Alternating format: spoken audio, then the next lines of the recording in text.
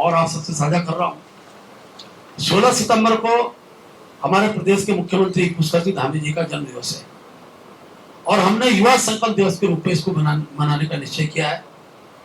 युवाओं का बेहतर विकास, प्रतिभाओं की योग्यता के आधार पर अवसर देने का काम नकल विरोधी कानून लाकर मुख्यमंत्री जी ने एक नजीर पेश की राज्य के अंदर।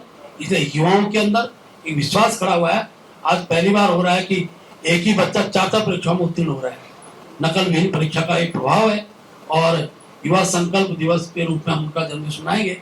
हर जगह युवाओं द्वारा उनके लिए आभार के कार्यक्रम, युवा मोर्चे द्वारा कहीं पर रैली निकालना, उनका धन्यवाद आभार व्यक्त करना, इस प्रकार के कार्यक्रम इसमें जोड़ेंगे। युवाओं का बेहतर विकास, प्रतिभाओं की योग्यता के आधार पर अवसर देने का काम नकल विरोधी कानून लाकर मुख्यमंत्री जी ने एक नजीर पेश की राज्य के अंदर। इसलिए युवाओं के अंदर एक विश्वास खड़ा हुआ है।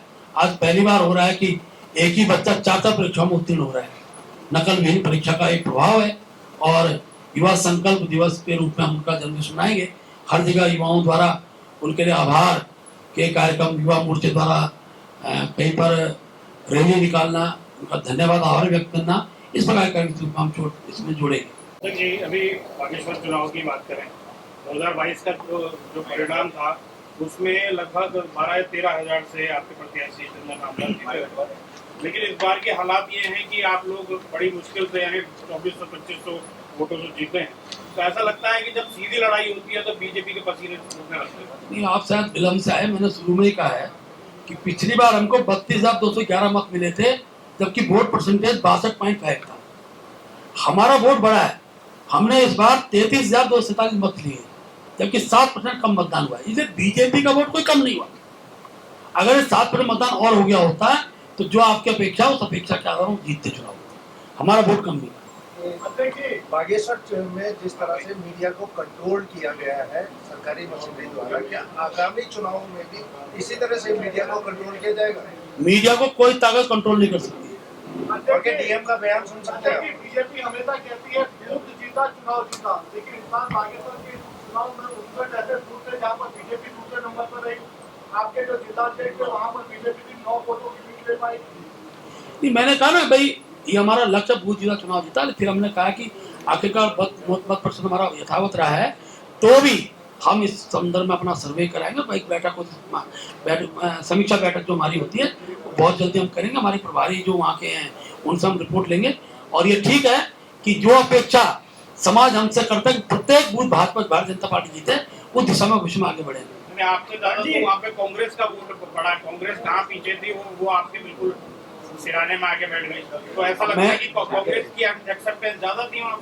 देखिए, मैं फिर कह रहा हूँ, जब सब दल, विरोधी दल एक होकर चुनाव लड़ेंगे तो इस प्रकार की परिस्थिति निर्माण होने की स्थिति उत्पन्न होती है।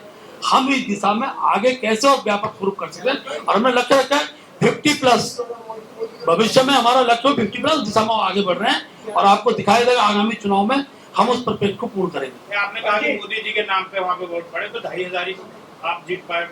मैं क्या कह रहा हूँ, हमारा वोट प्रतिशत यथावत रह गया तो वोट परसेंटेज कम हुआ है, हम और अच्छे मतों से जीत सकते थे। ये भी सच है कि जिस प्रकार से कांग्रेस ने वहां पर धन बल के रूप में प्रत्याशी को आयातित करके चुनाव लड़ने का प्रयास किया, जिस प्रकार का वो माहौल तैयार किया गया था, कांग्रेस उसमें भी मात खा चुकी है। देखिए, भारतीय जनता पार्टी चुनाव की पद्धति के आधार पर लड़ती है। जैसा हम सब चुनाव लड़ते हैं, हम उसी पद्धति अपनाते हैं। हम किसी इस आधार पर कि इस पे अधिक पैसा इस नाते उसको लड़ाना, ये हमारा पक्ष रहता है।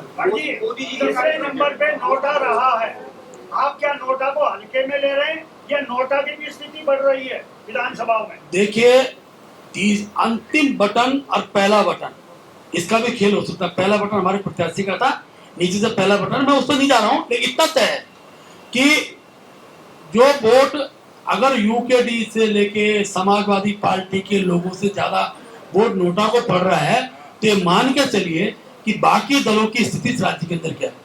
बहुत बहुत धन्यवाद आप सभी का। और मोदी जी का कार्यक्रम है अगले महीने। हाँ, अभी क्योंकि विधिवत कार्यक्रम आया नहीं, टेंटेटिव कार्यक्रम की जानकारी हमको प्राप्त हुई है और मोदी जी विधिवत आने वाले हैं।